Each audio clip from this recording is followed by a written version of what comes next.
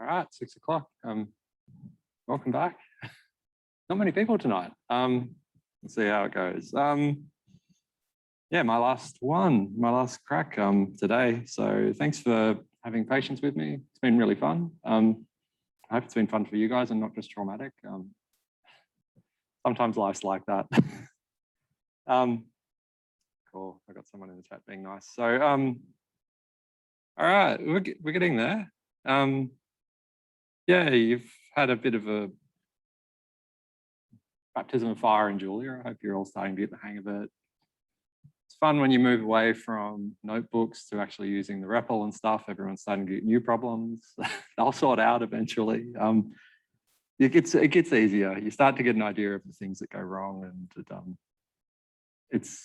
you're getting a good experience of what it's like to be a software engineer professionally. It's just things breaking constantly is business as usual. All right, so yeah, your homework's due, so I'm happy to hang around for a little bit afterwards if anyone's got a question. I'm pretty good for a while. If anyone's, yeah, just come and harass me, I'm fine for questions. Yeah, you don't have much longer before we have to go blackout. So that's cool. Last unit. Covered a lot in this stuff. Basic numerics and data formats. Yeah, and you're doing the homework, you started to get an idea about numerical inaccuracy tend to come from two places. They come from this, computers can't represent real numbers, they can only approximately represent real numbers as floating point. That's one source of error. Question 3 is a good example of that, but you'll get some in some other places too. That's a big part. The other part is just like maths is hard, and how do you approximate these continuous things on a computer? How do you actually come up with an algorithm that will approximately give you the right answer? There are clever things. It's a wide open thing. People still do research on. There's lots of numerical analysts who do this all the time. There's new things coming out all the time. It's not a static field at all.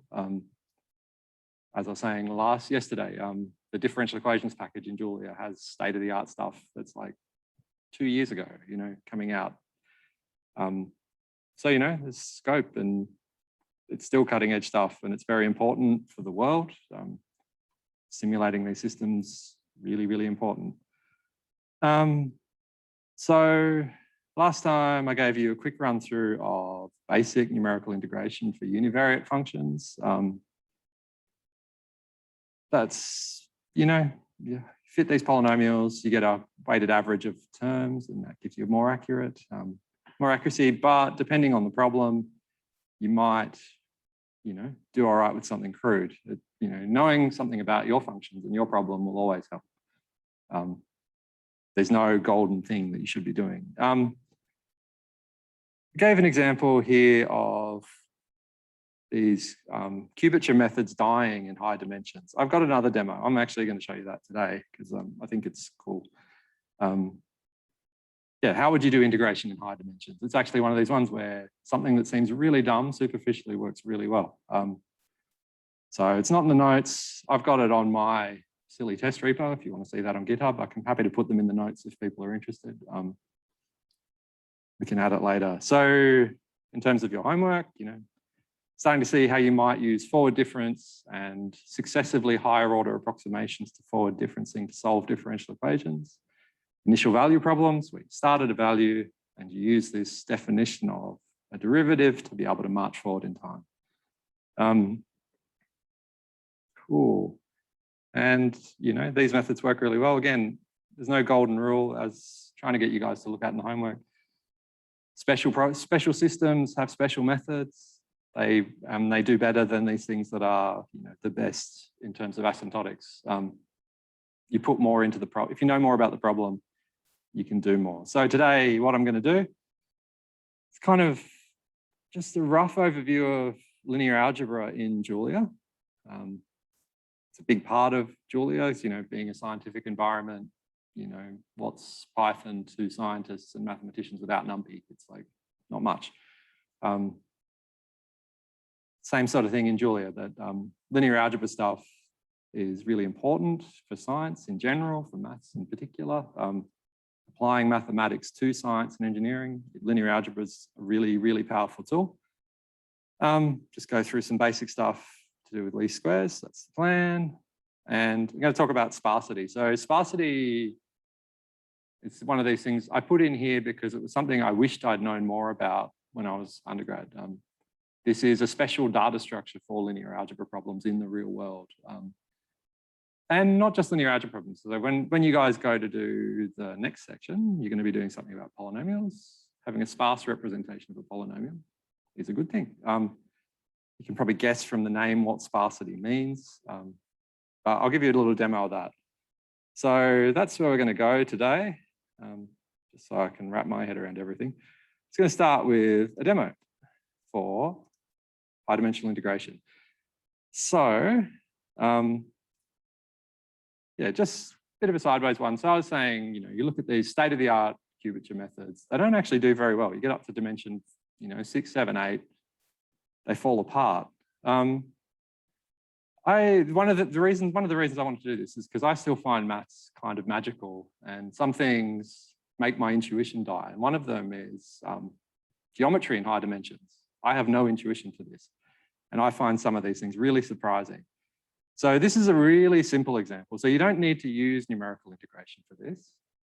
It's really simple. All we're going to do, draw a picture, is in different dimensions. Imagine this is a circle. I know I didn't get it quite right. We're going to look at a circle in a box. So what we're going to do is we're going to look at getting the volume of a ball, an n ball, so an n sphere, whatever you want to call it. So, one dimension, it's like a line, got a radius. 2 dimensions, it's a circle. 3 dimensions, it's a sphere. 4 dimensions, I don't know what that's called. One n sphere above that. So the reason I'm putting it in a box is I know what the volume of a box is. That's simple, right? You can just add up the sides and you know how big that is. So what we're going to look at is the volume of an n sphere as we go up in dimensions. And we're going to try and integrate that. So we have an analytic result here, which is this guy. So I think I just got this from Wikipedia. It's this guy, gamma functions come back again. This was early on, we talked about gamma function. You can derive this it's kind of straightforward, it's a radius, so you can do, same as you go, like, how do you find out the volume of a circle? You can just do this rotation. You can do rotations, higher dimensions, you'll get an answer for this. So it's pi to the n dims on 2 times r to the n dims divided by gamma n dims on 2 plus 1. Trust me that that's correct. You can go and check it for yourself later. What does that look like?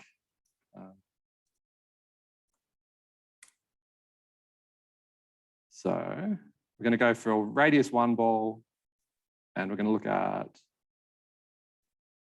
this thing as we go up in dimensions. So we've done it in, so this is the volume of the ball, radius 1 from dimensions 2 to 15. So should just be able to plot that. And this is really surprising to me. Maybe it's not surprising to people who've done more geometry than me, but you can think of this is like a ratio because it's like unit sides. So the volume's always going to be 1 of the, 2 to the n because it's length 1. So you put the box on it. You can look at the ratio of this volume to thing, and it actually gets smaller as you get bigger, which is kind of weird compared to the box. The ratio between the box and this n ball gets smaller, which is really, really kind of confusing. Yeah, so I've plotted V. So, sorry, turn volume. Volume as you go up in dimensions. So, kind of surprisingly, really dumb method is, I know if I have access to a random number generator, I can just generate points. I'll draw a little. I can just randomly throw a dot. Just randomly in here, Some go inside, some go outside. And I can just count up how many go inside the circle, how many go outside the circle. This is like, you can imagine if you did this for a long time, you know the ratio of those two, you know the volume of the box, you know the volume of the ball, you can count up how many are inside, how many are outside. That should be proportional. That should be proportional to the volume ratio of these two. It seems stupid, right? Like, I don't know. To me, as an integration method, doing the subdivision, fitting polynomials, you know, subdividing the region seems much more clever. This thing of just like spraying points and counting seems dumb. So what we're going to do is I've made two functions. One of them's just Monte Carlo, sampling Monte Carlo because of the casino, you're flipping a coin, getting a value. We'll do Monte Carlo samples, random seed, count how many go inside the ball, count how many goes outside the ball, and the volume ratio. We should look at the volume of inside to outside. This is the equation for the cube, I hope. So we should be able to get something like, you know, how many are inside, how many are outside. And that should be able to, we should be able to, because we know the size of the box, we can work out the volume. So let's pick 1,000,000 samples and we'll do that. I'll run that. It's hopefully not too slow and hopefully it doesn't make Zoom crash on me. You know, compared to, you know, yesterday we were saying at dimension 8, we were doing 10 million samples for the curvature method yesterday. So 10 million evaluations for a different function. So maybe it won't generalize as well. This actually does all right. Like, to, you know, as you're getting higher and higher, it's getting a bit worse. But yeah, then that's subjectively compared to the other one. So for that budget as well, we've only done 10 to the 6 because I want it to run really quickly in this demo. We've got this other one that's doing similar to the other day, where we've got a curvature method, basically the same thing, where we're going to integrate if it's inside the circle or inside the end ball. So we run that, we'll plot them.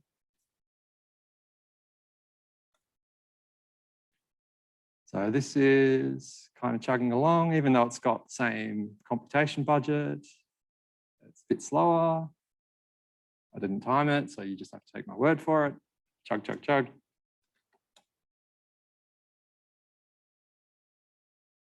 Chug, chug, chug, chug, chug. It's going. There we go. It's finished now.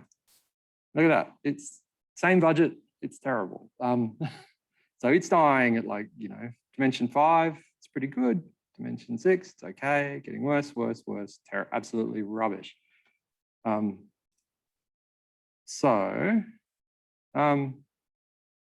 Let's look at, try and make a fancier plot where we're just looking at relative errors.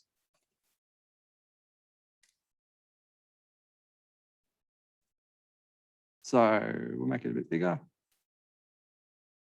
So just appending those two plots next to each other.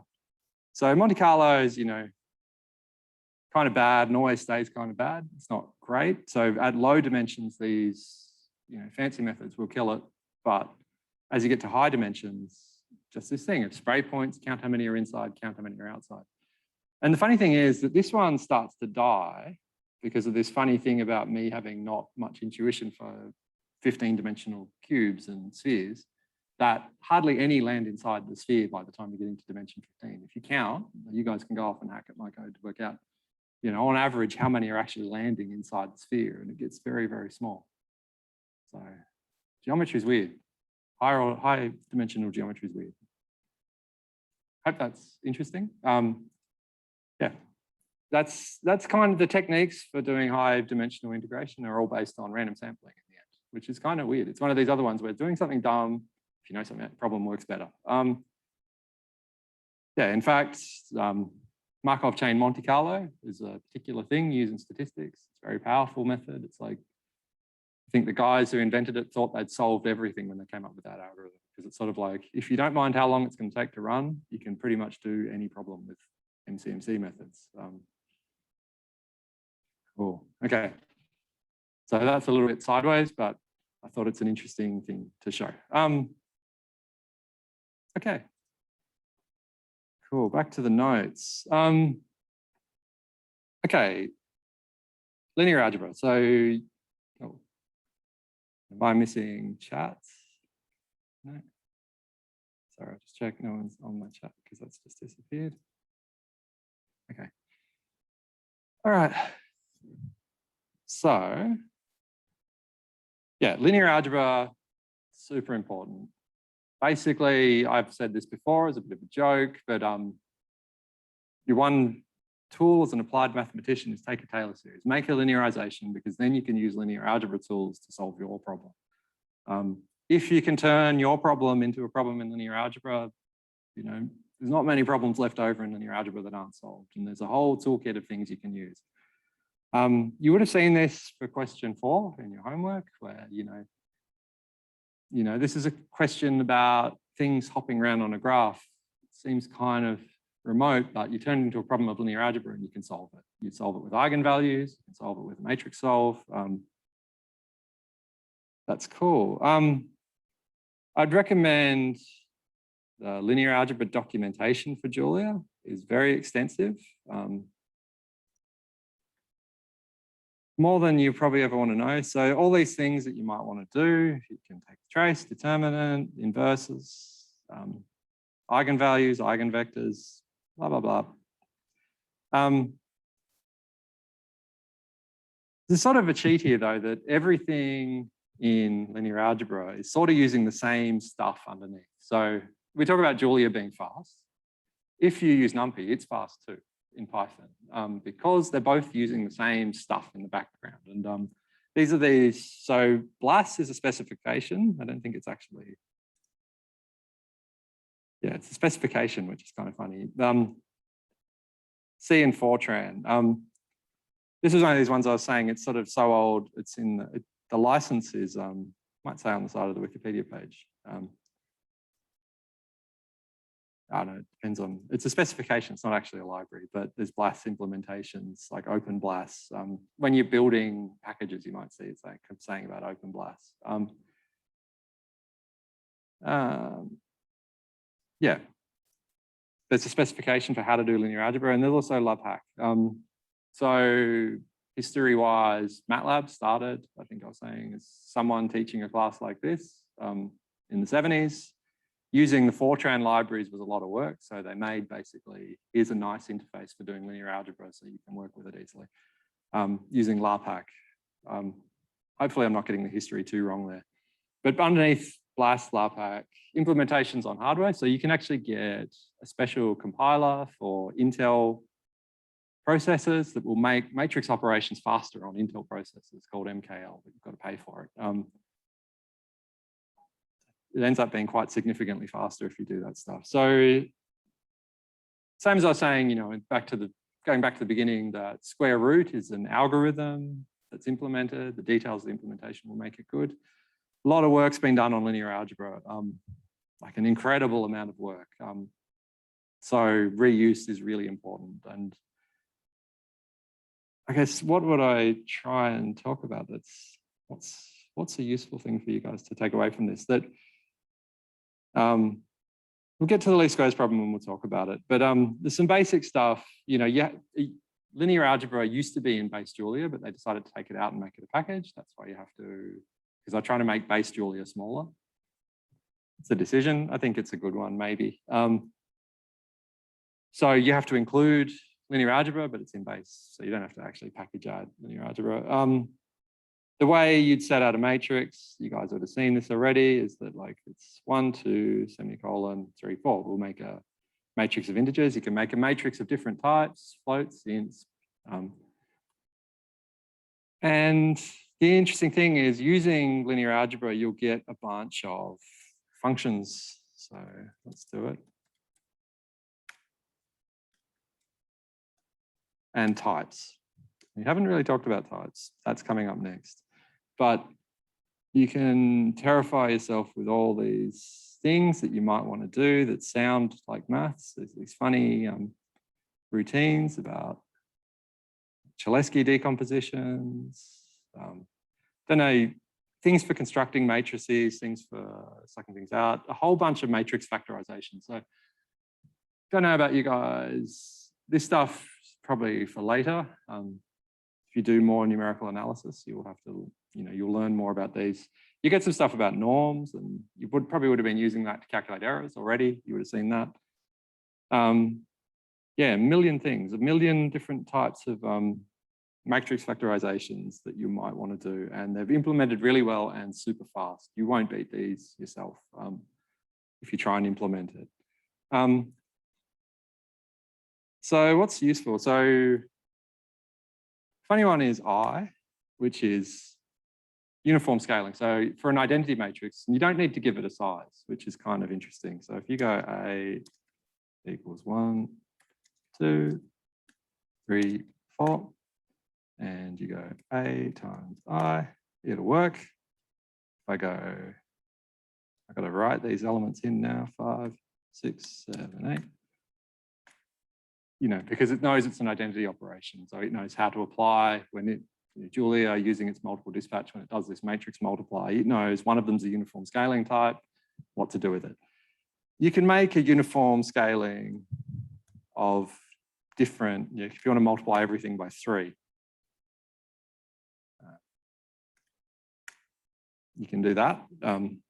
So, it doesn't have to be identity matrix, you can make your own. So if you want to take every element, 3s down the diagonal would be uniform scaling, but it's cool because you don't have to give it the size. You don't have to construct this thing. It's not taking up memory. When you're working with linear algebra, problems get really big really quickly, which is why I'm going to talk to you guys about sparsity later on.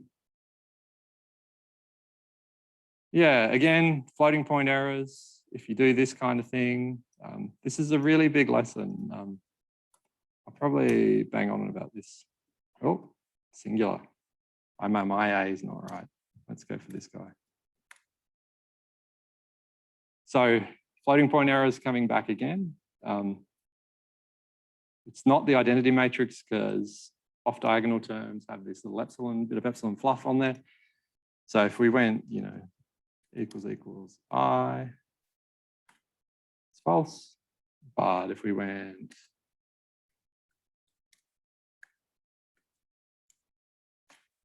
it's true. So, floating point again and again and again, especially with doing matrix inverses. So I'll talk about this when we're talking about least squares, but in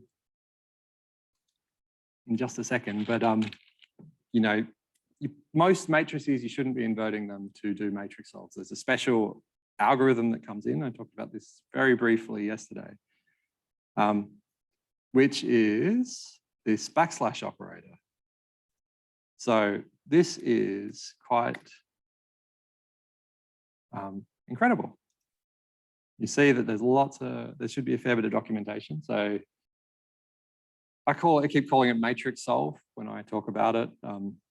They call it left division operator. So multiplication of, so that's for that. But yeah, it'll work for matrices too. You can do it for numbers. So by the inverse of x on the left. So the thing about doing this is you don't actually want to calculate the inverse to do this because of floating point stuff.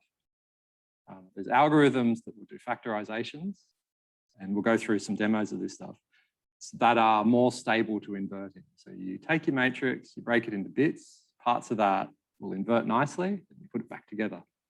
The magical thing about this one is matrix division using a poly algorithm that Julia and MATLAB was like the first one with this one, that depending on the types of A and B,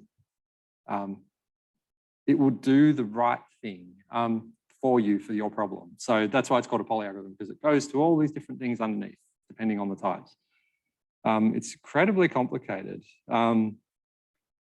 So when I was talking about the docs for linear algebra, you can tag matrices as being of special types. So you should be familiar with at least some of these by now. So symmetric is obvious. So like, if I say A, let's see if I can off the cuff make a symmetric matrix. So this thing when I'm doing these lectures, my brain's not quite there. 1.0. Hopefully that's symmetric. So if I go A dashed, it's symmetric. That's true. What you can do, helping, if you're doing linear algebra, a helpful thing to do will be to tag A as symmetric.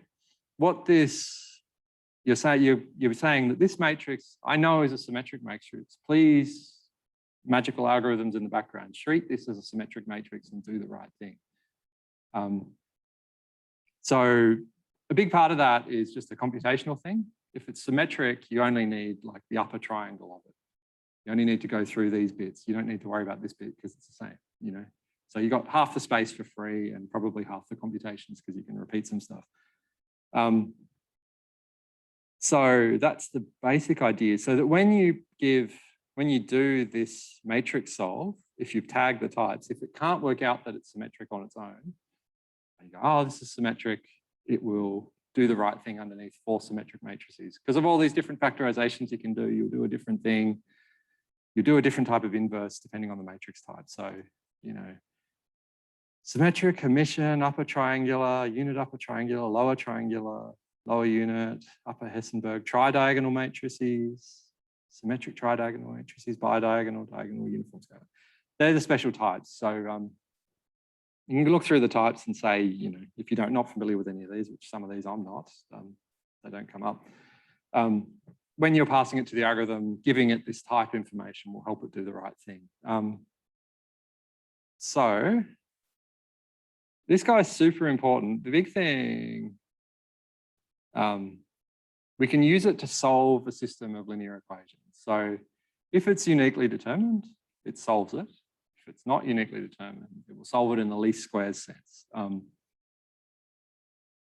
So, you know, if it's overdetermined, that's the big thing. And that's super useful. Solving least squares problems is a big deal. How do I say that? There's enough things. So too much statistic stuff. I won't try and confuse you. But solving least squares problems in general, like not necessarily linear least squares problems, but least squares problems is really common, really important. Yeah, so this is an example of least squares sitting. We'll just run through this. So yeah, let's just run it. So we've got it locally. So you can use these packages like general linear models package to do it, or you can do it yourself. So this is using GLM to set up a linear model with this funny macro for formula. You're going to go x minus y of the data.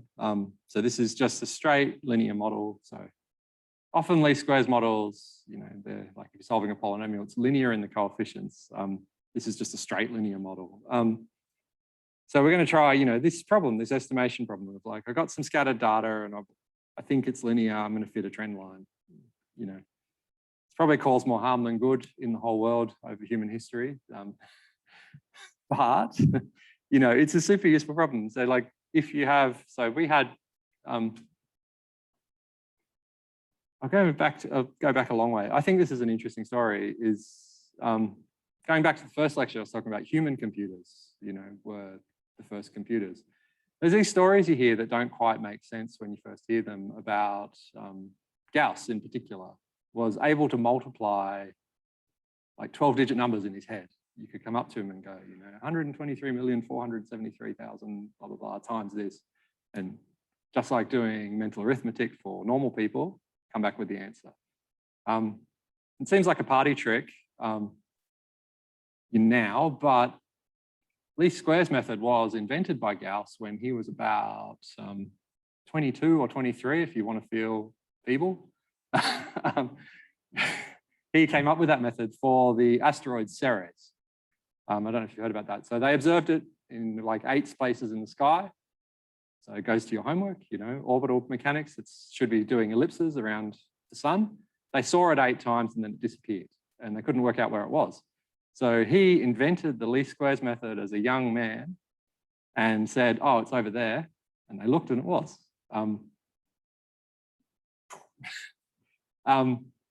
Yeah, so inventing the least squares method. But, you know, you think about how you actually solve the least squares problem. You know, it's easy on a computer, but you've got to do a lot of calculations as well. So, you know, that skill seems like a party trick now to be able to multiply big numbers in your head and be really good at mental arithmetic. But back then, not so much, because so he would have been doing this least squares solution in his head. or on bits of paper, scribbling away furiously. So least squares is to solve this thing. For a linear problem, you're going to go y minus b0 minus b1. So the difference between this linear equation and the data. And that's the same as minimizing this L2 norm. Yep. So A is an n by 2 matrix where the first column has ones and the second column has just the values of the variable x. So that's what you're solving for. That's when you're making this model, that's what this guy should be doing underneath. And you can do this by hand see if this guy came through. Oh, didn't plot the last bit. Didn't press enter. Oh, so not lying, does the same thing on my computer as on the notes. Yep, you fit a trend line, that's pretty useful. So how do you actually construct this? You can show if you do this, you do the derivative of this guy with respect to this, that this is solved by the argument of this over the parameters B is going to be solved by solving the normal equations. So that gives you a bunch of methods. We can construct this little matrix, the design matrix, what it's called usually in statistics. I want to call it Vandermonde matrix, it's sometimes called as well for polynomials when you're doing higher order ones. I think that's the right word. Yeah, so you've got this matrix A, and we can check that the normal equations give you the same answer. So this is the answer given by the least squares problem. That's that beta. If we plug this in, we should see that those guys are the same. So left-hand side of the normal equation, so we've got A dash A times beta, A dash times A transpose times the Y values gives you the same answer. So to within floating point. So difference between those two, maybe even better than floating point for this one. It would just be zeros. Yeah, small, very small numbers. So that works, yay. So question is though, you got this form of the normal equations, what do? You could, you want to get beta. So here is a zoo of methods for approximately, not for calculating beta.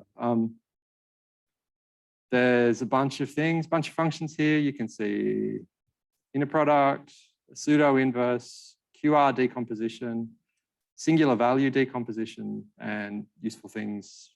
SVD is really useful.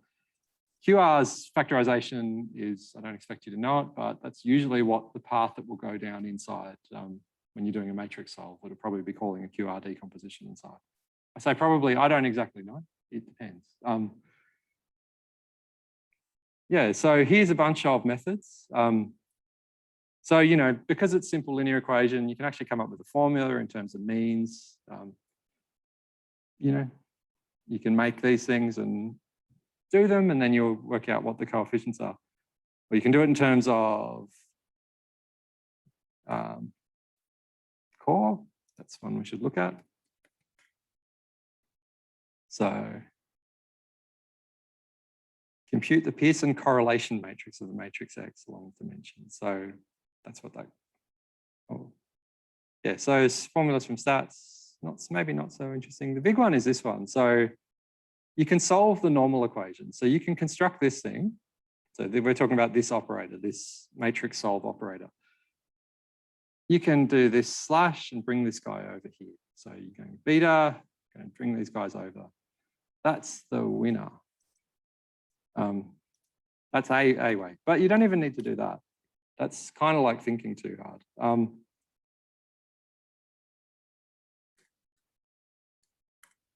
We just check we got the same answer. So that's beta from the GLM package. This is from solving the normal equations. Special thing you should notice about that guy, maybe before I do it, if you're going A transpose times A, it's going to be symmetric matrix. So, if when you're doing A transpose times A, and you're passing it to this matrix solve thing, it can work out symmetric. It will go down the right path. There's another special thing you can do called a Cholesky decomposition on symmetric matrices to do this solution. It might do that. Again, it's a bit of a magical algorithm and I don't know exactly which path it's going to go down from this. You can actually just invert and multiply. That's a bad idea in general. You should get a bit of a shudder if you see that. But it'll work. You know, there's this. So this guy is the one though. My advice, take away from this thing is just do this. Don't think too hard. Let the algorithm sort it out for you because it's pretty good. My default strategy when I'm solving these problems is to do that one, approach F. And when I've tried to be clever, I've gotten worse results. Don't try and be clever. Just use the tools you've got. Okay, so this is kind of what it's like it's doing inside. So there's a special factorization of A called a QR decomposition. You probably want to look up this guy. You probably don't want to implement it yourself. So it returns an orthogonal matrix Q and an upper triangular matrix R. So everyone, orthogonal matrix, is that something you know? So we've got these factors. Let's go F dot, it's got a Q. So dash. So that's approximately to floating point an identity matrix. That's an orthogonal matrix. So you do this thing, transpose times itself, it should be an identity matrix. You know, orthogonal matrices have useful things for doing inverses too. And that fact that that R matrix is triangular is useful too. So, yeah, well, they've just done that beneath me. So you can inverse, doing the inverse of R is pretty safe because it's triangular. Then you can transpose it times by the Y values. I'll leave it for you guys to work out why that would be true. That's kind of what it's probably going to do inside though. So take away from all these zoo of methods is like, it's probably going to do that. And this is the one I would try. So as a user, I'd try this one. What it's probably doing inside is this one, maybe. You could try and do the normal equations one version as well. Sometimes that's useful.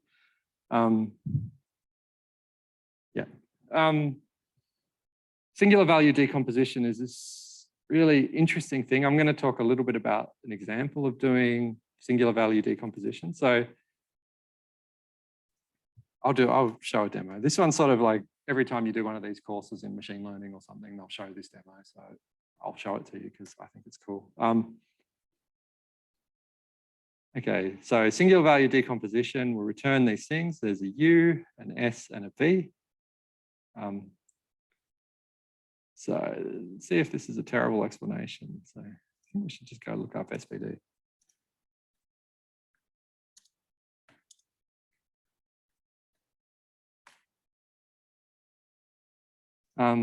This thing's really useful for doing low rank approximations. So that's the demo I'm going to show you guys. It's like singular value decomposition can be used to make approximations. It's like you'll use this.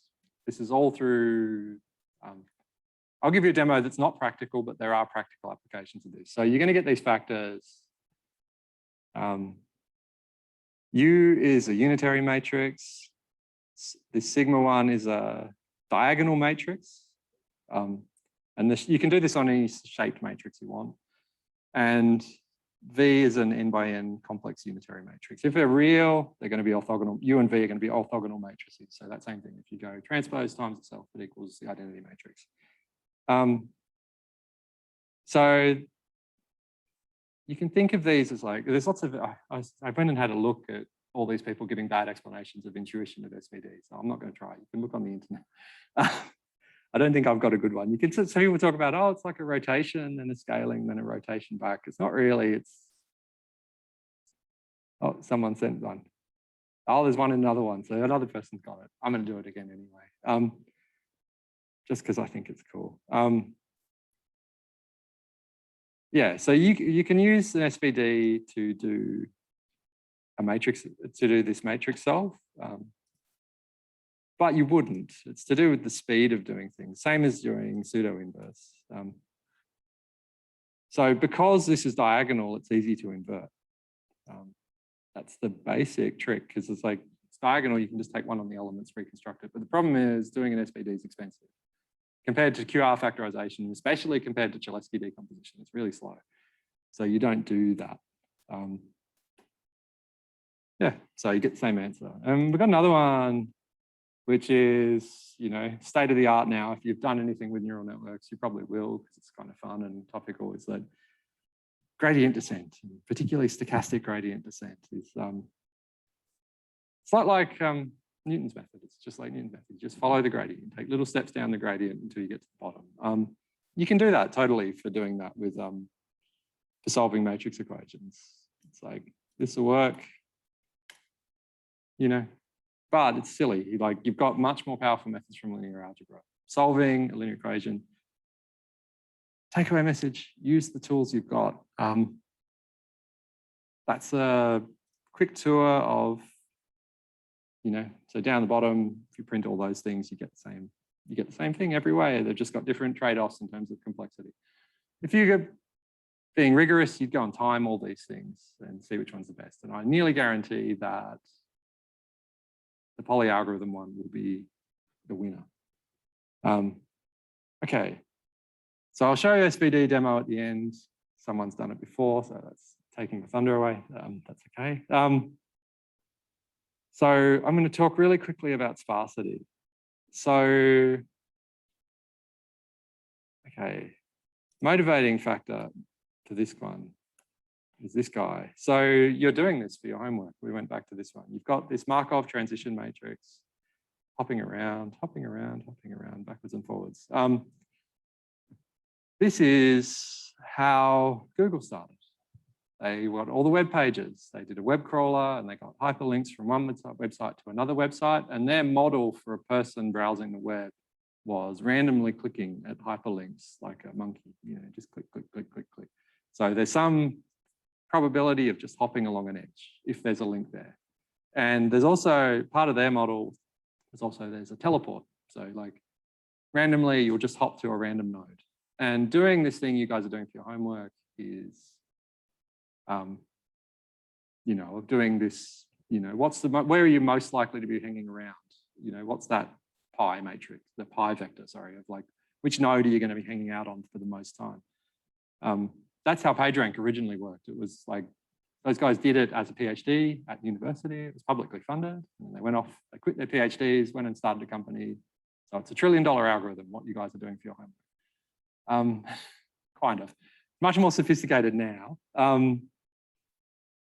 Problem is, how big is that damn matrix? Like, that's huge. Like, back when they started, it's not that big, you know, like websites, you know, 1,000, you know, it started the web back in the 70s, AfroNet or whatever it is, you know, a couple of thousand. You can do that as a dense matrix. How much, you know, we'll do this size of thing. So we'll go ones, you know, this is a simple thing to work out. You know, it's getting big. So 1,000, you know, 1,000 by 1,000 matrix on a computer nowadays is nothing, you know, that's count zeros. In terms of megabytes, it's 8, you know, 10,000 by 10,000 grows quadratically. So it's getting big. Will I get an out of memory error? I hope I get an out of memory error before I crash my computer. Out of memory error. So 100,000 by 100,000, you can't actually write that matrix down in a dense form. That's just like not going to happen. So what do? You're trying to do, like, say, that power method where you keep multiplying this thing to work out the stationary distribution. You can't do it. You can't even fit the thing in memory on the computer. And so, interesting thing about lots and lots and lots of real world problems is that there's not edges. It's not a complete graph. It's not going from every website to every other website. It's only going to a few. So like the average degree compared to the size of the network is really small. You know, it has a funny distribution, like, you know, there'll be one like Wikipedia where everyone's pointing at Wikipedia and Wikipedia's pointing at lots of other things. That's kind of a special one, but every other one's, you know, just someone's blog, it'll have a couple of links. It's small. that's interesting. So that gives you a hint about what you might do. So there's all these probabilities that are zero that you know about directly because they're not linked. I think I said a few things here. So these happen all the time, though. Like in physics and in statistics, you're going to get sparse matrices. It's just the way it works. It's kind of interesting that there's usually a sparse representation of your problem, and in general, in linear algebra in particular. So when you go to solve, so we've talked about ODEs. If you solve a partial differential equation, this structure arises naturally because it's like, if you think of it as a graph problem, I'm only talking to my nearby neighbors if I'm doing something like, if I do a finite difference method, in 2 dimensions, I'm only talking to my next door neighbors. So this structure is most of it's zero. So that's really interesting. When you're doing statistics and machine learning, so Gaussian distributions, we were talking about that as an example of integrating. For real problems, covariance matrices are, so I'll just look up.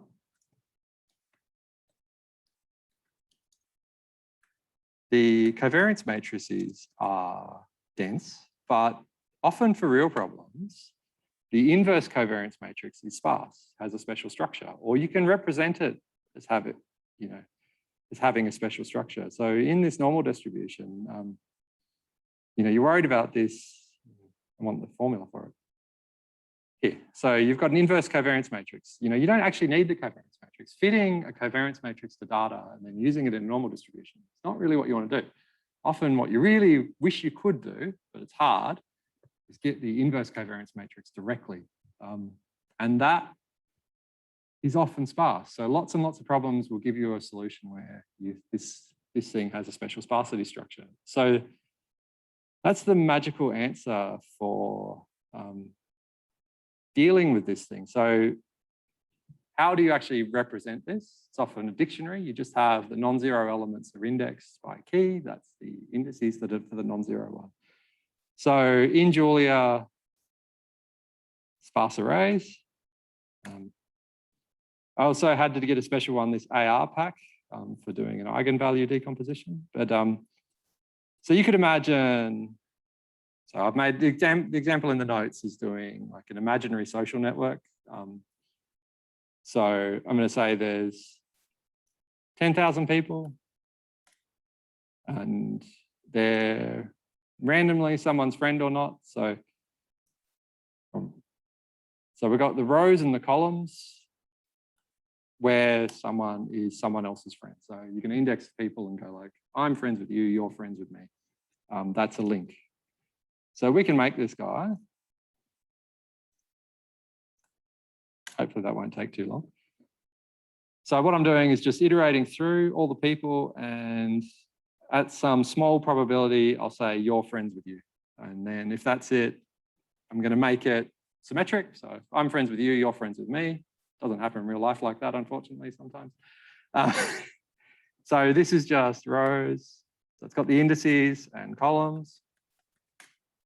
This is how you would construct a sparse matrix. I'm going to make another thing that's like I was just doing. It's just like, I'm going to make, oh, that looks cool. I don't know why it does that. It's the same thing dense. So we're going to look at the difference in size between these two. Size of, another way you can do this is you can get var info. I just thought I'd show you this as another thing. We're going to look at the size in memory of these two things. So this guy is 15 megabytes versus nearly 800 megabytes. So, representing this thing as a dense array is dumb. When you go to do linear algebra with it, it's even dumber. So a lot of these, the factorizations you might be wanting to do are going to be really slow. They're going to scale really badly. So the example I've shown is doing an eigenvalue decomposition. So this is why I had to use that AR pack library.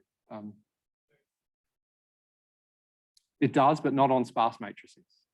So for doing it, there's special techniques for sparse matrices, and that's a special library.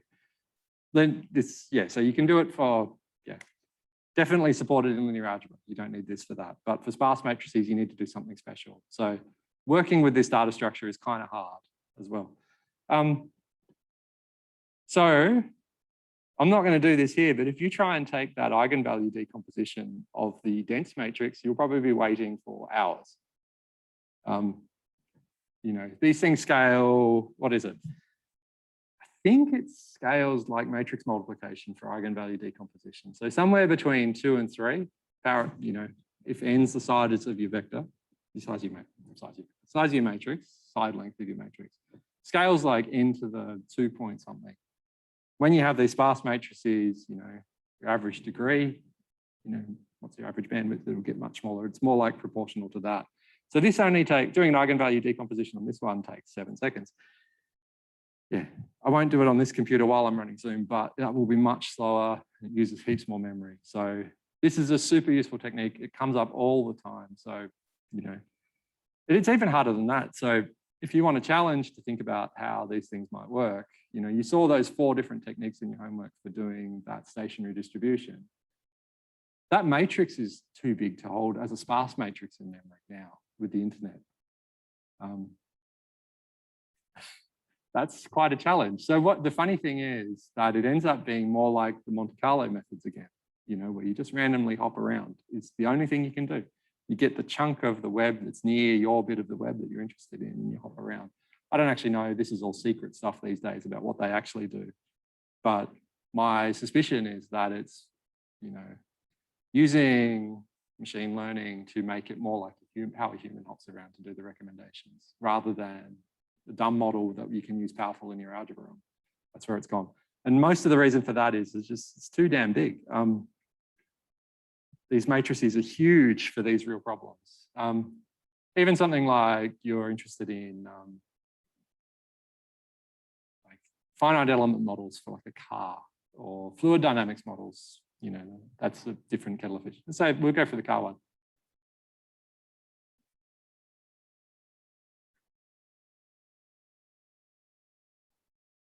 I couldn't hear you at all because there's a fan behind me.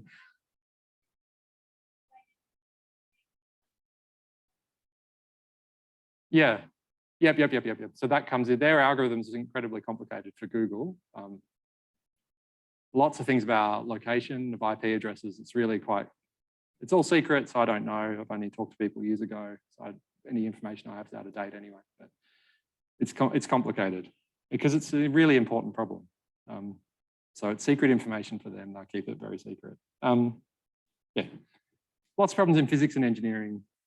Same thing, it'll come up again. That's sparsity. It's a thing to know about. It'll help you out.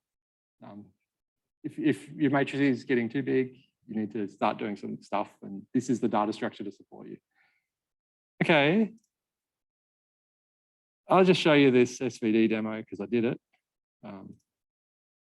So the idea is that, so when you take an SVD, is that there's some special structure to these singular values. And remember earlier, I can't remember, I think it was the homework one, there was this like representing a thing as an outer product of matrices, like, or outer product of vectors, sorry. You can think of an SVD as like, it's creating a low rank approximation by like one at a time doing these outer products. So it will decompose them in terms of the biggest one, should give you the most information. Second biggest one gives you, fills in the information more and more. The information's got a special meaning in this case. So I've loaded an image in.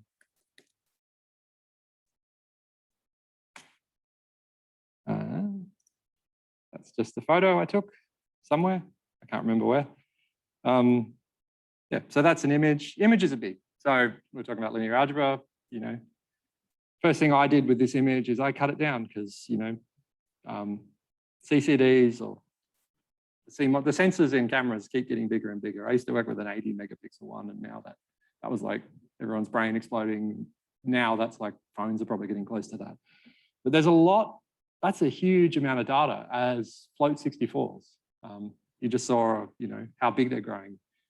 A photo, you don't want an 800 megabyte for one photo, you know. If it's, you know, again, that what are we doing? So that was that big zeros one. And big zeros is float 64s, 10,000 by 10,000. So I used to work with cameras that were images getting up to that many pixels. Yeah, so it's not out of the, there are cameras that will take photos for aerial surveying that are that big. So compression is a big deal. So this is a really bad method of compression, but I'm going to show you what's going on. So if you're interested in an image, they don't store it as float 64 as the first thing. They store it as 8. So there'll be 3 channels, red, green, blue, and they're a number between 0 and 255. You know, they're only small. People can't see that many colors. They can't see that much range of intensity, so you don't need to worry about that so much.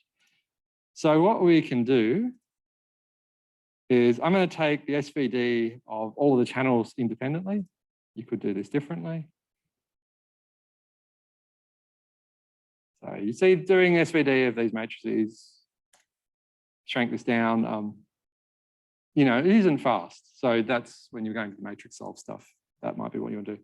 What I'm going to do is I'm going to plot the singular values. So again, it's this orthogonal matrix, diagonals are singular values, another orthogonal matrix. If you plot that, you'll notice that the singular values just drop off a cliff, which is kind of interesting. So as you add more and more, the size of these things get smaller and smaller.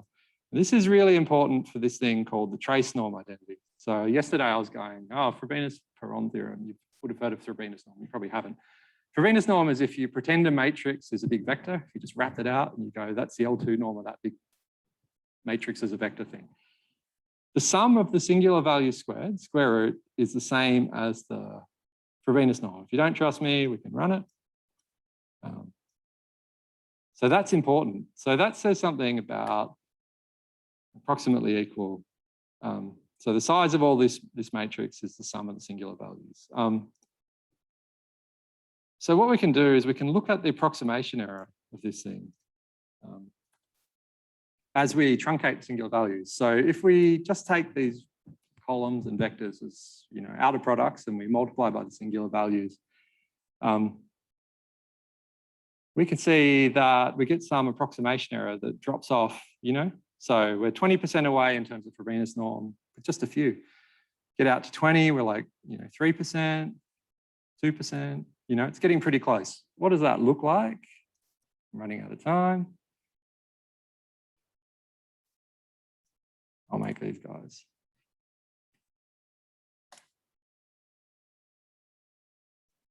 So this is, what did I do? I can't remember what I did. So 1 up to 10. So the first singular value, first 10 singular values, 20, 30, 40, 50, 60. This is, you know, it's just some lines. So you do the outer product up to this amount. As you go up more and more, it starts to look more and more like the original image, because this difference in norm is getting smaller and smaller as you add more singular values.